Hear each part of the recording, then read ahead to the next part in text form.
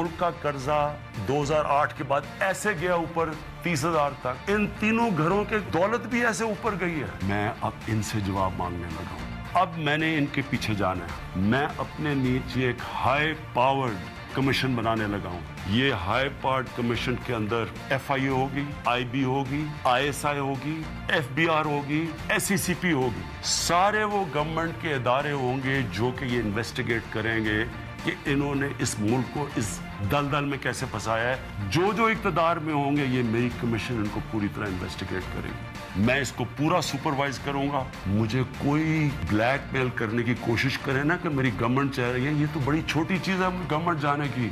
मेरी जान भी चली जाए ना, मैंने इन चोरों और डाकुओं को नहीं छोड़ना। NRO नहीं होगा, करप्शन में समझौता नहीं होगा, और अब जेल की फाइल शुरू हो गई है। और मैं आज आपके रिकॉर्ड का हिस्सा बना दूंगा। नेक्स्ट खाकान अब्बासी साहब है। वेलकम टू न्यूज़ वाइज, मैं हूं आरिफा नूर। आज सबसे पहले हम बात करेंगे वज़ीर आज़म इमरान खान साहब के ख़िताब का, जो उन्होंने कल रात को काफ़ी देर से पूरी कौम से किया।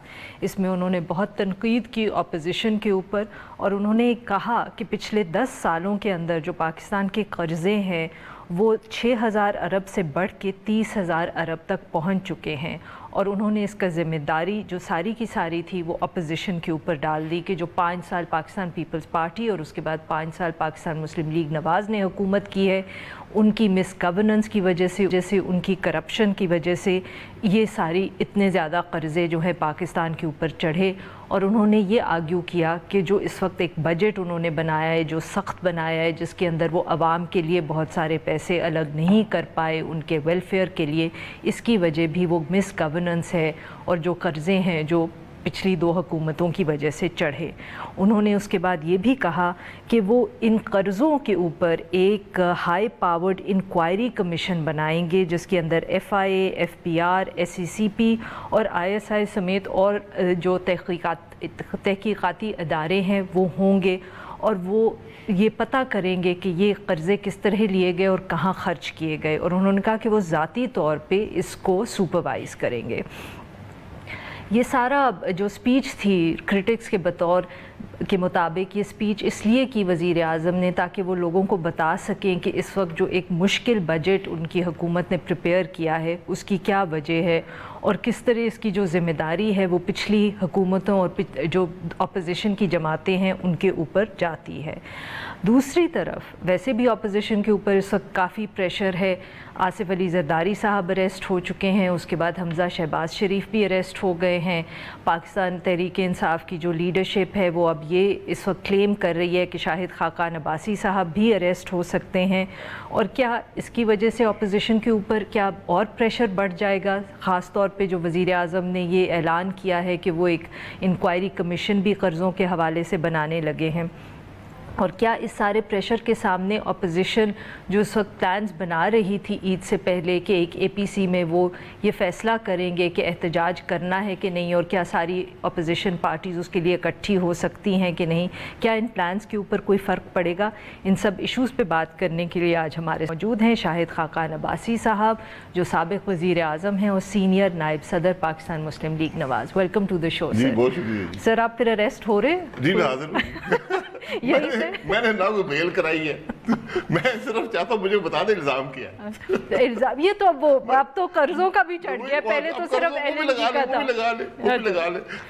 मैंने जिंदगी में एक बात सीखी है, जितना आदमी चोर होता है ना उतना चोरी का शोर मचाता है।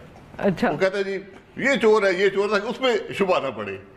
तो आप बेसिकली ये कह रहे हैं कि जो शोर मचा रहे पाकिस्तान तहरीक जो शोर मचाने वाले हैं वही चोर है। सर उन्होंने तो कभी हुकूमत ही नहीं की, वो तो पहली दफे हुकूमत में आए हैं। चोरी हुकूमत में नहीं होती, चोरी आप कहीं भी कर सकते नहीं। तो वो जो इल्जाम लगा रहे हैं कि कर्जे आप लोगों ने इतने ज्यादा चढ़ाए हैं, उसकी वो कह रहे हैं चोरी वहां हुई है। कर्जे की जो बात है, देखें रात के 12 बजे आदमी ऐसी बातें करते हैं। मेरी शर्म है कि ये आदमी हमारे मुल्क का वज़ीर आज़म है जिसको ना हुकूमत का पता है, ना गवर्नेंस का पता है, ना मुल्क के कवानीन का पता है, ना बजट का पता है, ना पता है कर्जे क्या होते हैं, ना पता है कि हुकूमत का प्रोसेस कैसे चलता है। अब वो वज़ीर आज़म से आकर एक GIT के हेड बन गए, अब वो GIT चलाएंगे। सुपरवाइज सिर्फ उसको करेंगे, सुपरवाइजर हेड ही होता है ना। تو وہ کیا سپروائز کریں گے؟ حکومت کے جو اکاؤنٹس ہوتے ہیں، قرضے کس نے لیے ہیں، کہاں سے لیے ہیں، یہ حکومت کے ریکارڈ کا حصہ ہوتا ہے. آپ اس سال کے بجٹ دیکھ لیں، پچھلے سال کے تمام قرضے جو ہیں اس کے اندر شامل ہیں، کہاں سے قرضے آئے. اور جواب بڑا آسان ہے، جواب میں تو 1 منٹ لگتا ہے. بٹ عباسی صاحب، ان کی جو یہ آرگیومنٹ ہے اور ان کی جو حکومت بار بار یہ کہتی ہے، اور اس میں کہیں نہ کہیں تو سچائی ہوگی کہ اگر آئی ایم ایف کے پاس فوراً جانا پڑ رہا ہے، اور کیئر ٹیکر گورنمنٹ بھی جو تھی وہ نیگوشیٹ کر رہی تھی آئی ایم ایف سے، تو کچھ نہ کچھ گڑبڑ تو آپ کر کے گئے ہوں گے نا، جو ہمیں اتنی جلدی آئی ایم ایف کے پاس جانا پڑا. گڑبڑ نہیں ہوتی، 11 دفعہ آئی ایم ایف میں گئے ہیں، یہ پہلی دفعہ نہیں ہے. بات یہ ہے کہ آپ اکانومی کو مینیج کیسے کرتے ہیں. تو آئی ایم ایف جانا کوئی جرم نہیں ہے. جرم تو نہیں ہے، بٹ اٹ شوز کہ اکانومی کو ٹھیک تو مینیج نہیں کیا گیا نا، کہ آئی ایم ایف کے پاس جانا پڑ رہا ہے. یہ آپ کی آپشنز ہوتی ہیں کہ آپ کی کیا کریڈیبلٹی ہے، آپ اکانومی کو کیسے مینیج کریں گے. ہم نے کیا. آپ یہ کہہ رہے ہیں کہ اگر آپ الیکشن دوبارہ جیت جاتے تو آپ کو آئی ایم ایف کے پاس جانے کی ضرورت نہ پڑتی. میں یہ سمجھتا ہوں ہمیں ضرورت نہیں تھی، کیونکہ مارکیٹس کا کانفیڈنس تھا. پیسے کی بات ہے نا. بٹ جو کرنٹ اکاؤنٹ ڈیفیسٹ تھا وہ آپ آئی ایم ایف کے پاس میں یہ کہہ رہا ہوں، بات پیسے کی ہے نا، ڈالرز کی ہے. تو جب مارکیٹس کا آپ پہ اعتماد ہوتا ہے، آپ کہیں سے پیسے لے سکتے ہیں. آپ بازار سے پیسے لے سکتے ہیں، آپ بائیلیٹرلی پیسے لے سکتے ہیں، آپ اپنی اکانومی کے اندر جو اسٹرینگتھ ہے اس کے اوپر پیسے لے سکتے ہیں. پیسہ آتا ہے. ہمارے زمانے زیادہ مہنگے پڑتے ہیں عباس صاحب. جو لون آپ کو آئی ایم ایف سے ملتا ہے that's relatively cheaper to what you can get bilaterally یا commercial market سے یا بینک سے. لیکن اس کی کاسٹ بڑی زیادہ ہوتی ہے، جو کاسٹ آپ کا ملک پے کرتا ہے. آپ نے بھی پے کی جب آپ نے 2008 کے بعد آپ لوگ آئے تھے. 2013 میں آئی ایم ایف میں گئے، ہم نے اس کو مینیج کیا آئی ایم ایف کے پروگرام کو، اور ہم نے ملک کو ہائی گروتھ اور لو انفلیشن دی. اتنی بات ہے اس میں، کیا کون سی بڑی بات ہے. دنیا کا what went wrong کہ ہمارے وزیر اعظم کو آج تک یہ سمجھ نہیں آئی کہ ملک کیا ہوتا ہے، ملک کیسے چلتا ہے. نہیں بھائی صاحب، یہ تو آپ بات کی بات کر رہے ہیں نا. میں کہہ رہی ہوں کہ کیا غلطی کیا ہوئی آپ کی حکومت سے کہ ہمیں آئی ایم ایف کے پاس جانا پڑا 2018 میں، بیکاز وہ اسی بات کو پلے اپ حکومت کرتی ہے. وہ کہتی ہے کہ غلطی آپ سے ہوئی اور اس کی وجہ سے آئی ایم ایف کے پاس جانا پڑا. غلطی یہ ہوئی کہ ہمارے ملک میں الیکشن ہوا جو متنازع تھا. جو حکومت آئی اس نے ایسی اقدامات کیے، وہ باتیں کی جس سے مارکیٹ کا کانفیڈنس تباہ ہو گیا، انویسٹر کا کانفیڈنس تباہ ہو گیا، لوگوں نے آنا چھوڑ دیا. ورنہ یہ پاسبل نہیں ہے کہ ایک ملک جو چل رہا ہو 5.8%، حالانکہ گروتھ 6.2 تھی، بٹ بہرحال 5.8 اس کو بنایا گیا. حفیظ پاشا صاحب کہتے ہیں کم تھی، آپ لوگ اور کم کر لیں. کتنی کر لیں گے؟ انہوں نے تو ماشاءاللہ جہاں بھی تھی وہاں سے لے کر 3 سے نیچے لے آئے ہیں. یہ حکومت کی اچیومنٹ ہے. میں آپ کو پورے وثوق سے کہتا ہوں، آپ اس ملک کا دشمن لے آئیں، اس کو حکومت میں بٹھا دیں، وہ آپ کی گروتھ آدھی نہیں کر سکتا، وہ آپ کی انفلیشن ڈبل نہیں کر سکتا، وہ ڈالر کو یہاں نہیں پہنچا سکتا جہاں پہنچ گئے، وہ 1550 ارب کے ٹیکس عوام پر نہیں ڈال سکتا. تو یہ جو سارے اکنامک ایکسپرٹس کہتے ہیں کہ یہ مس مینجمنٹ ہوئی ہے پچھلی دفعہ آئی ایم ایف کی سٹیٹمنٹ میں کیا ہے وہ غلط ہے. بیٹھ جائیں. کیا مس مینجمنٹ ہوئی ہے؟ مس مینجمنٹ نظر آتی ہے نا ریزلٹس میں. ہم سے مس مینیج ہوا. ہم نے 5 سال میں 10,000 ارب کے قرضے لے لیے. یہی الزام ہے نا. نہیں، الزام تو وہ کرنٹ اکاؤنٹ ڈیفیسٹ کا ہے نا. قرضے تو آپ کو پتہ ہے کہ وہ تو اب یہ بھی لیں گے. کرنٹ اکاؤنٹ ڈیفیسٹ کو ایگزامن کر لیں.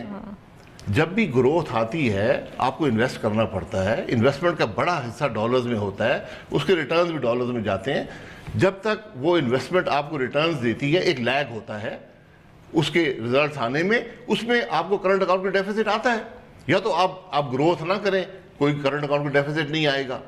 تو یہ ہر اکانومی اس کو رسک سمجھیں، یہ لیتی ہے، اس پہ کام کرتی ہے اور گروتھ دیتی ہے. دنیا کا ہر ملک، یہ پاکستان کوئی انوکھی اگزامپل نہیں ہے، اس نے بورو کیا، انویسٹ کیا، اکانومی کو گرو کیا اور اپنے ملک کو مضبوط کر لیا. ہمارا بھی یہی ماڈل ہے، کوئی اور ماڈل نہیں تھا. آج وہ ماڈل نہیں ہے. مجھے صرف بات اتنی ہے، آپ کے سامنے 2 ٹارگٹس ہیں. 7.5% گروتھ لے کر آنی ہے اور 40 بلین کی ایکسپورٹ کرنی. 7.5% گروتھ تو نہیں آ سکتی نا. آئی ایم ایف کے پروگرام میں تو کہتے ہیں اتنی گروتھ نہیں آ سکتی. اسٹیبلائزیشن میں 2-3 سال گزر جائیں گے. ہم نے آپ کو 5.8 باوجود ڈان لیگ کے دھرنوں کے، پناما گیٹ کے، حکومت ٹوٹنے کے آپ کو دی یا نہیں دی؟ گھر سے وہ تو آرٹیفیشل نہیں ہے نا. ٹھیک ہے، وہ ہو گئی. آپ کا کام تو اس کو بلڈ کرتے. اس سال 6.2 ہو جاتی. آپ لے گئے 3.5 پھر آپ تو کہہ رہے ہیں کہ سارے اکنامک ایکسپرٹس بھی غلط ہیں جو کہتے ہیں کہ مس مینجمنٹ ہوئی ہے. نہیں مس مینجمنٹ ہوئی ہے نا, 5.8% گروتھ آ گئی. کہتے ہیں الیکشن سے پہلے ہوئی ہے, اس کے باوجود آ گئی 5.8% گروتھ, سب مس مینجمنٹ کے باوجود آ گئی. آپ نے اتنا اچھا مینیج کیا کہ وہ 5.8 سے 3 پہ آ گئی, بلکہ اس سے بھی کم ہے. انفلیشن ڈبل ہو گئی, اور جتنے ہم نے قرضے 5 سال میں لیے تھے اور ملک میں انویسٹ کیا تھا, آپ نے اس سے آدھے ملک پہ ڈیٹ کا برڈن 1 سال میں بڑھا دیا ہے. 5,000 ارب ایڈ ہو گیا ہے. یہ بریک ناظرین یہاں پہ لیتے ہیں سب بریک, اور جب بریک سے واپس آئیں گے تو شاہد خاقان عباسی صاحب سے گفتگو جاری رکھیں گے. اسٹے ود اس.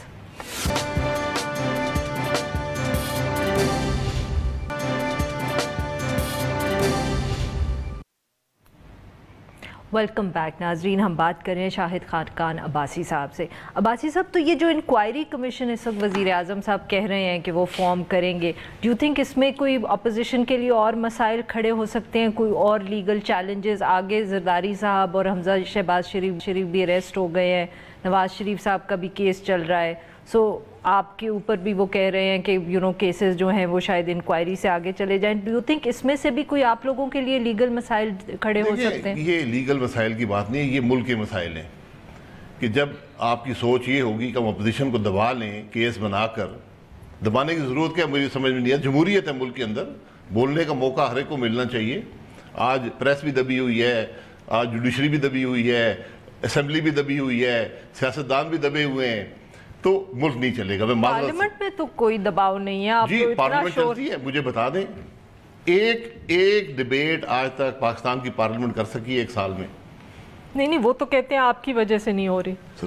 میں معذرت سے کہوں گا, پتہ کر لیں, آپ دیکھ لیں, ریکارڈ دیکھ لیں. اسپیکر بھاگ جاتا ہے اٹھ کے, اسپیکر پروڈکشن آرڈر جاری نہیں کر سکتا. ہم نے مانگنا چھوڑ دیا ہے, ہم صرف انڈیکیٹ کرتے ہیں. شہباز شریف صاحب کے تو وہ جی شہباز شریف صاحب کے احتجاج کے بعد لیڈر آف دا اپوزیشن ہے قومی اسمبلی کا, اس کے پروڈکشن آرڈر آپ 6 دن ڈیلے کر کے جاری کرتے تھے. یہ اسمبلی کا اصول ہے. آپ نے اجلاس بلایا ہے, جو لوگ جیل میں ہیں پروڈکشن آرڈر جاری کر دے, اجلاس اٹینڈ کر کے واپس چلے جائیں. آپ نے کس کے اب پروڈکشن آرڈرز پچھلی دفعہ ریکویسٹ کیے تھے؟ اس وقت 4 لوگ ہیں, جس میں ایک ابھی پہلے سعد رفیق صاحب ہیں, پھر اس کے بعد آصف زرداری صاحب ہیں, محسن داوڑ صاحب ہیں, علی وزیر صاحب ہیں. یہ 4 لوگ ہیں. اور ابھی تک کوئی قیامت اگر آ جائے ان کے آنے سے اسمبلی میں تو میں حاضر ہوں. اگر اسمبلی بند ہو گئی میں جواب دے ہوں گا. لیکن جب آپ یہ ایک ٹریڈیشنز قائم کر دیں گے نا, اس سے سوچ سامنے آتی ہے حکومت کی سوچ کیا ہے. جب حکومت کے وزیر ٹی وی پر جا کر یہ کہیں کہ میں فلانے کو اندر کرنے لگا ہوں, 6 وزیر کہہ رہے ہیں جی ہمارا نیب سے تعلق نہیں ہے. پرائم منسٹر ہاتھ ہلا کے رات کے 12 بجے کہہ رہے ہیں جی میرا نیب سے تعلق نہیں ہے, جی میں تو جی بڑا مسکین آدمی ہوں, میرا نیب سے تعلق نہیں ہے, مجھے تو اپوزیشن بولنے نہیں دیتی, بڑے بدتمیز قسم کے لوگ ہیں. یہ رات کے 12 بجے ہمارے ملک کا وزیر اعظم آپ نہیں بولنے دیتے نا, یہ تو وہ صحیح کہتے ہیں. میں کون نہیں بولنے دیتا, آ کے بولیں, کوئی کام کی بات کریں. تو یہ تو آپ اپنی کنڈیشن لگا سکتے نا کہ کام کی بات چلیں, میں کہوں کام کی بات نہ کریں, ٹھیک ہے, یہ بھی جو ان کی دل میں آتا ہے کریں, آپ شور نہ مچایا کریں نا. لیکن اس کا تعلق اسمبلی کے ممبران کو حق نمائندگی سے محروم کرنا نہیں ہے اور اپوزیشن کو دبانا نہیں ہے. تو اپوزیشن اگر دب رہی ہے, عباسی صاحب آپ کی بات کاٹ رہی ہوں, تو کیا اس کا مطلب ہم یہ سمجھیں کہ کیونکہ یہ کیسز چل رہے ہیں اس لیے اب آپ کا جو احتجاج کرنے کا ارادہ ہے, یا اگر جماعتیں سوچ رہی ہیں اس کے بارے میں, تو آپ دب جائیں گے اور احتجاج نہیں کریں گے پارلیمنٹ کے باہر؟ نہیں, احتجاج تو عوام کی رائے ہے. احتجاج اگر سیاسی جماعتیں اس میں نہیں شامل ہوں گی تو عوام تو خود کریں گے, جو آپ نے عوام کے ساتھ کر دیا ہے. آپ انتظار کریں گے کہ عوام احتجاج کرے پھر آپ کریں؟ ہمیں انتظار نہیں ہے, ہم نے ان کو لیڈ کرنا ہے, بجائے اس کے کہ خود سڑکوں پر آ جائیں. اس سے بدترین کوئی چیز نہیں ہوگی, ملک میں امریت آئے گی. میں بتا دوں آپ کو, اگر سیاسی پروسیس کو آپ دبائیں گے ملک میں امریت آئے گی. آج آپ نے پکڑنا ہے, آپ نے احتساب کرنا ہے. میں 100% احتساب کا حامی ہوں. شروع کریں, ایک کر کے شروع کریں. جو لوگ سیاست میں رہے ہیں, پی ٹی آئی کو رہنے دیں, فی الحال باہر رہنے دیں. وہ تو بیچارے آئی پاور میں اب نہیں, بیچارے نہیں ہیں, وہ جو وہاں لوگ بیٹھے ہوئے ہیں. یہ بھی میں آج بتا دوں, آپ نے احتساب سے بچنا ہے, پی ٹی آئی کے صفوں میں شامل ہو جائیں, سودا کر لیں اپنے ضمیر کا. خان صاحب, عباسی صاحب, ان کو شہباز شریف صاحب کے بعد بیل ملی. میں محترمہ, میں آپ کو بتا دوں, آپ نے اپنے ضمیر کا سودا کر لیں, آپ کو نیب نہیں پوچھے گا. میں آج بھی آپ کو بتا رہا ہوں. میں نے نیب سب وہ تو آپ نے بھی اپنی صفوں میں ان لوگوں کو شامل کیا تھا نا جو پی ایم ایل ہم کیو تو سے گناہگار ہیں نا, ہمیں تو اسٹیبلش ہو گیا کہ ہم گناہگار ہیں. میں تو بات کر رہا ہوں آج کی سیاست کی. آپ نے الزام لگانا ہے, آپ الزام لگائیں, عوام کے سامنے رکھ دیں. اس پہ الزام ہے کیا؟ آپ نے قومی اسمبلی کے لیڈرز اپوزیشن اٹھایا, آج تک نہیں بتا سکے الزام کیا ہے. اب آپ نے پنجاب اسمبلی میں لیڈرز اپوزیشن اٹھایا, آپ آج تک الزام نہیں بتا سکے کہ کیا ہے. ان کا تو کورٹ کیس چل رہے ہیں نا بھائی صاحب. کون سا کورٹ کیس؟ وہ نیب کے تو کورٹ کیسز جہاں بہت لوگوں کے چل رہے ہیں, آپ پروسیکیوٹ کریں نا. کون منع کر رہا ہے پروسیکیوشن سے؟ آپ کا ریمانڈ لینے کا کیا مقصد ہے؟ آپ کو جیلوں میں ڈالنے کا کیا مقصد ہے؟ وہ تو پھر نیب کے لاء میں مسائل ہیں. بالکل نیب کے لاء میں کوئی مسئلہ نہیں ہے. ان کو آپ نے اتنے اتھارٹیرین پاورز ہیں چیئرمین کے پاس. جی آج بھی 6-8 آدمی یہاں اسمبلی میں بیٹھے ہوئے ہیں ٹریجری بینچز پر جن پر نیب کے کیس ہیں. نیب کا کیس آپ چلائیں نا, کون منع کر رہے ہیں؟ ان کو کوئی نہیں پوچھتا. وزیر ہیں, آج وزیر ہیں جن پہ وہی چارجز ہیں, اس سے بھی بدترین جو آپ نے پرویز خٹک صاحب کی بات کر رہے ہیں. میں جس کی بھی بات کر رہا ہوں, اور بھی ہیں, صرف پرویز خٹک نہیں ہے. میں صرف یہ کہہ رہا ہوں کہ ڈیو پروسیس کو فالو کریں. آپ کوئی آمر نہیں ہیں, آپ کوئی ڈکٹیٹر نہیں ہے, آپ کوئی مارشل ایڈمنسٹریٹر نہیں ہے. آپ پھر احتجاج کا پلان بنے گا. احتجاج ہوگا, سڑکوں پہ بھی ہوگا, اسمبلی کے اندر بھی ہوگا, اسمبلی سے باہر بھی ہوگا. اسمبلی میں تو ہم دیکھ رہے ہیں نا بھائی صاحب, باہر کی بات ہو رہی ہے. کیا مریم نواز صاحبہ آج جو مریم نواز صاحبہ کی آج وہ ایک جلسے سے خطاب کر رہی تھی نارووال کے اندر, تو کچھ لوگ کہہ رہے تھے کہ یہ اب کیا تحریک شروع ہو گئی ہے آپ لوگوں کی کہ جلسے کرنے کی یا پروٹیسٹ کرنے کی؟ ایک پروسیس ہوتا ہے, وہ ایک دن کا نہیں ہوتا. بالکل. تو اسی آپ لوگوں سے کانٹیکٹ کرتے ہیں, آپ ملک کے مسائل بتاتے ہیں, ان کے دکھ درد کو سنتے ہیں, اس کا مداوع کرنے کی کوشش کرتے ہیں. یہی پروسیس ہے. ابھی اے پی سی تمام جماعتیں ہوں گی, بات کریں گی اور آگے دیکھیں گی کہ ملک کے مسائل کو کیسے حل کرنا ہے. اینڈ یو تھنک کہ آپ پی پی پی کو اتنا ٹرسٹ کر سکتے ہیں اس وقت کہ آپ ان کے ساتھ مل کے یہ احتجاج کر لیں گے؟ دیکھیے پی پی پی ٹرسٹ کی بات نہیں ہے. وہ شامل ہونا چاہتے ہیں تو اچھی بات ہے, نہیں ہوں گے تو ہر جماعت اپنے طور پہ تو کام کر رہی ہے. اور یہی وہاں پر فیصلہ ہوا تھا کہ اگر ایک جوائنٹ اسٹریٹجی بن گئی تو اچھی بات ہے, ورنہ ہر جماعت اپنے طریقے سے احتجاج جاری رکھے گی. بہت بہت شکریہ شاہد خاقان عباسی صاحب. آپ نے ہم کی ناظرین یہاں پہ لیں گے ایک چھوٹا سا بریک, اور بریک کے بعد ہم دوبارہ گفتگو کریں گے جو کمیشن بنائی ہے وزیر اعظم عمران خان صاحب نے, جس کا اعلان کیا ہے. Stay with us.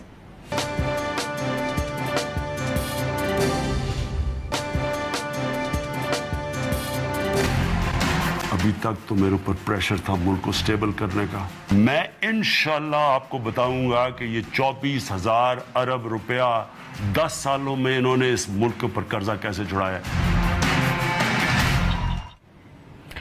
Welcome back ناظرین. اب ہم گفتگو جاری رکھیں گے جو وزیر اعظم صاحب نے کل رات کو اسپیچ دی اور قوم سے خطاب کیا, اور اس میں انہوں نے کہا کہ جو قرضے چڑھے ہیں 2008 سے لے کے 2018 کے درمیان جب پاکستان پیپلز پارٹی اور پاکستان مسلم لیگ نواز کی حکومتیں تھیں, تو اس کے اوپر وہ ایک ہائی لیول انکوائری کمیشن بنائیں گے اور وہ انویسٹیگیٹ کریں گے کہ یہ قرضے کس طرح اتنے زیادہ لیے گئے اور کہاں خرچ ہوئے. اور ساتھ میں بہت سے جو کرٹکس تھے انہوں نے اسپیچ کو اس طرح انٹرپریٹ کیا ہے کہ کیونکہ ایک سخت بجٹ بنایا ہے پاکستان تحریک انصاف نے, تو اس لیے وزیر اعظم صاحب کو خود سامنے آنا پڑا اپنی سپورٹ بیس کو, اپنے ووٹرز کو یہ بتانے کے لیے کہ پاکستان تحریک انصاف نے اتنا سخت بجٹ کیوں بنایا, اور اس کی ذمہ دار جو ہے وہ پچھلی حکومتوں کی گورننس تھی یا غلطیاں تھیں جس کی وجہ سے آج پاکستان تحریک انصاف کو مشکل فیصلے کرنے پڑے ہیں. مگر کیا یہ پیغام جو ہے یہ لوگوں تک پہنچا ہے؟ کیا وزیر اعظم صاحب لوگوں کو کنونس کر پائے ہیں؟ اسی ایشو پہ بات کرنے کے لیے ہمارے ساتھ موجود ہیں عارف ندوی صاحب جو ایک سینئر صحافی اور تجزیہ کار ہیں. ویلکم ٹو دا شو سر. عارف صاحب, تو یہ جو سپیچ تھی وزیر اعظم عمران خان صاحب کی, کیا آپ اس کو اسی طرح دیکھ رہے ہیں جیسے کچھ لوگ انٹرپریٹ کر رہے تھے کہ یہ وہ اپنے ووٹرز کو کنونس کرنے کی کوشش کر رہے تھے یا سمجھانے کی کوشش کر رہے تھے کہ یہ بجٹ اتنا سخت کیوں بنایا ہے انہوں نے؟ دیکھنے کے لیے تو یہ تقریر آج ہی تھی نا 12 بجے کے بعد ہوئی ہے. جی بالکل صحیح. اور اس وقت اگر آپ لوگوں کو پہنچانے کے لیے کر رہے تھے تو میرے خیال سے پاکستان کی 90% سے زیادہ آبادی جو ہے وہ تو سوئی ہوتی ہے اس وقت. آپ جیسے اور میرے جیسے جو محنت کرنے والے لوگ ہیں ان کو جاگنا پڑتا ہے. ہماری تو نوکری ہے نا سر, ہماری تو مجبوری تھی. جی نمبر 1. نمبر 2 یہ بات ہے, مجھے تو بالکل سینسلیس تقریر نظر آئی, اور میرا نہیں خیال کوئی اتنی اس میں کوئی سوچ گئی ہوئی تھی. جس سے لگ رہا تھا کنٹینر پہ سوار ہو کے तकरीर कर रहे हैं वो, यानी कि ये तकरीर ये होनी चाहिए थी, ये बड़ा सख्त बजट है, ये आप कोऑपरेट करें हुकूमत के साथ, ये सख्ती है आंदा आने वाले दिनों में अच्छी चीजें लेके आएगी, उनको कोई वो अपील करें कोई किसी किस्म को, जो बजट में जो टैक्सों की भरपार की है, जिस तरह शुगर लॉबी को खुश किया गया और लॉबी को खुश किया गया, वो तो एक अलग दास्तान है ना। तो जो एक इंतहाई नाकिस IMF बजट जो आपने बना के कौम पर ठोस दिया, और आपको ऐसी तकरीर करनी चाहिए थी ना, अगर उसका फोरम पार्लियामेंट था। आप पार्लियामेंट में तो ऐसे जाते हैं जैसे कोई बादशाह सलामत हो, इर्द गिर्द आपके आसार बना के आपके वजीर खड़े हो जाते हैं। हालांकि पार्लियामेंट निज़ाम में सारे MNAs जो है वो बराबर होते हैं, वज़ीर आज़म इज फर्स्ट अमंग पीपल। लेकिन हमारे यहाँ या नवाज शरीफ हो या इमरान खान साहब हो, वो मुग़ल आज़म ही रहते हैं। तो ये तकरीर जो है ये पार्लियामेंट में होनी चाहिए थी, ये तो किसी कोई आमिर हो उसको ये तकरीर करनी चाहिए। जिस तरह ज़ियाउल हक साहब ऐसी तकरीरें किया करते थे, ये टेलीविजन पे आके आपके पास सबसे बड़ा फोरम तो ये है, और जिस अंदाज से वो तकरीर मिसहैंडल हुई है, उसका जो राह सा को असर था वो भी खत्म हो गया। तो सर फिर अगर ये जैसे आपने कहा कि आपको ये तकरीर बहुत सेंसलेस लगी इन टर्म्स ऑफ टाइमिंग या कंटेंट, तो ये फिर फैसला आपके ख्याल में क्यों किया गया कि इस तरह की एक तकरीर करनी चाहिए? और बताया उसमें नई बात क्या है? नई बात क्या है? मसलन ये है कि जी सरदारी साहब जो है उनकी डिटेल थी कि उनके फेक अकाउंट इमरान खान, नवाज शरीफ की या हमजा की या शहबाज शरीफ की। सबसे पहले तो बात यह कि एक तरफ आप ये कहते हैं कि जी हमारा कोर्ट भी आज़ाद है, नैब भी आज़ाद है, हमारा कोई तल्लक नहीं इस प्रोसिक्यूशन से, इनके बड़े अपने बनाए हुए केसेस थे। अगर ये सब कुछ ठीक है तो फिर आप कोर्ट्स का let the justice take its own course, आपने उनको पकड़ के अंदर भी कर दिया और आप फैसला भी सदर कर रहे, फिर ऑर्डिनेंस के जरिए इस कौम के पैसे बचाएं। वो जरूरत क्या है अदालतों के बदले जाने की? आप अपने इनको जो सजा देनी दे के तो खत्म करें मामला ऑर्डिनेंस के जरिए। तो सर जो फिर जो साथ में दूसरी तनकीद आई है कि वज़ीर आज़म साहब बहुत घबराए हुए थे और बहुत परेशान हैं, और शायद इसलिए इन्होंने ये तकरीर की, और वो घबराहट और परेशानी जो थी वो साफ नज़र आ रही थी। आप इससे मुत्तफिक हैं कि यही था, यही नज़र आ रहा था? मुझे नजर आ रहा था कि उनकी कोई बॉडी लैंग्वेज अच्छी नहीं थी कल, सही, और टाइमिंग भी ठीक नहीं थी।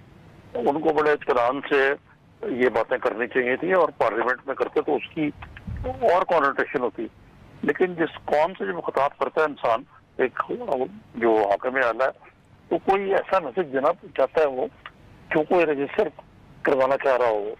लेकिन मेरा ख्याल है कि कल क्या रजिस्टर हुआ है, अगर आप मुझे बता दें।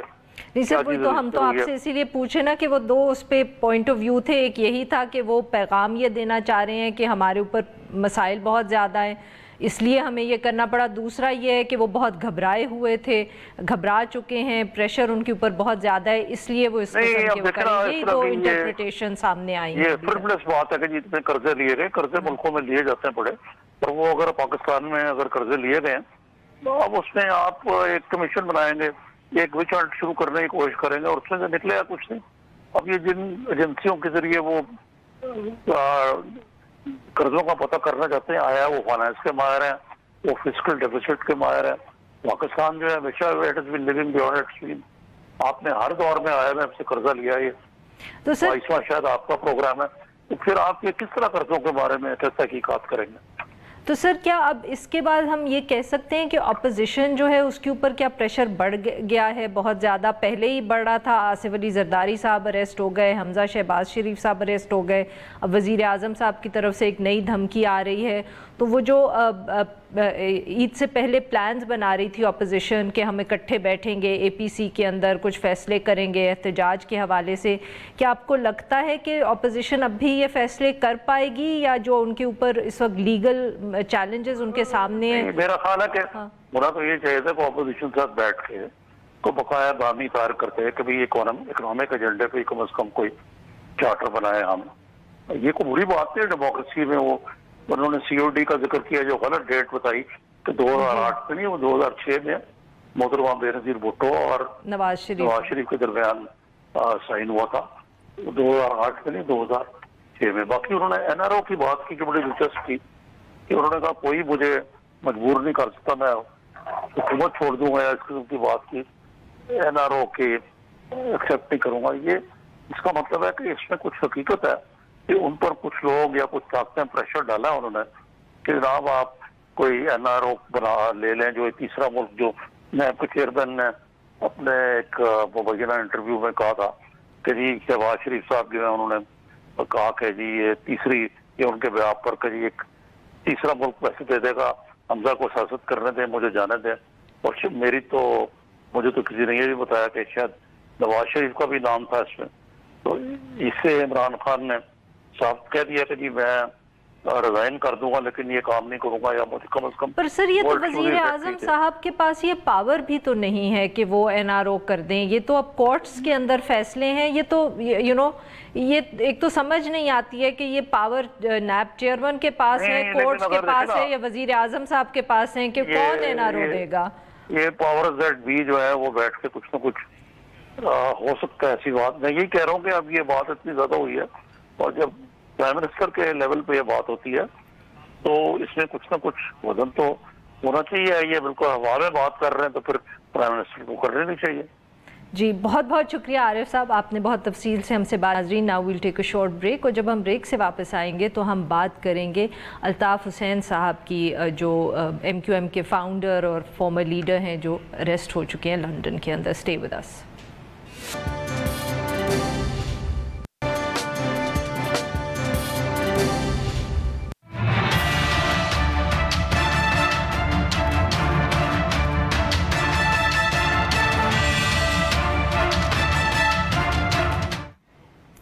Welcome back. प्रोग्राम के आखिरी हिस्से में हम जिक्र करेंगे बानी MQM अल्ताफ़ हुसैन साहब का, जिनको गुज़िश्ता रोज़ जो स्कॉटलैंड यार्ड था उसने अरेस्ट कर लिया। उसके बाद इत्ला ये आई कि उनको आज रिहा कर दिया गया है, उनकी ज़मानत हुई है। अल्ताफ़ हुसैन साहब को जब कस्टडी में लिया गया तो उस वक्त इत्ला ये आई कि उनकी इन्वेस्टिगेशन हो रही है 2016 के अंदर, जो उन्होंने अलेजिडली नफ़रत अंगेज़ तकरीर की। और जो कानून है सीरियस क्राइम्स एक्ट 2007, उसके सेक्शन 44 के नीचे उनको गिरफ़्तार किया गया और उनके ख़िलाफ़ जो तहकीकात हैं वो police and criminal evidence order 1989 के तहत भी उनकी इन्वेस्टिगेशंस की गई हैं। बहरहाल अब उनको ज़मानत पे रहा कर दिया गया है और उनके ख़िलाफ़ जो एविडेंस है उसको वो पुलिस जो है इस वक्त जज कर रही है। सवाल यहाँ ये पैदा होता है कि ये कितने सीरियस चार्जेस हैं इस वक्त, या इल्ज़ामात हैं जो इनके ख़िलाफ़ हैं, और क्या सचमुच इस दफ़े जो कानूनी कार्रवाई है वो प्रोसिक्यूशन तक बात पहुँच सकती है, चार्जेस उनके ख़िलाफ़ फ्रेम हो सकते हैं कि नहीं। क्योंकि पहले भी काफ़ी अरसे से उनके ऊपर इन्वेस्टिगेशन चल रही है मुख्तलिफ़ केसेस के अंदर, मगर अभी तक सीरियस बात इतनी नहीं हुई। इस इशू पे बात करने के लिए हमारे साथ मौजूद बैरिस्टर जाहिद जमील साहब, जो एक माहिर हैं बैनुल-अक़वामी कानून के। Welcome to the show Zahid साहब।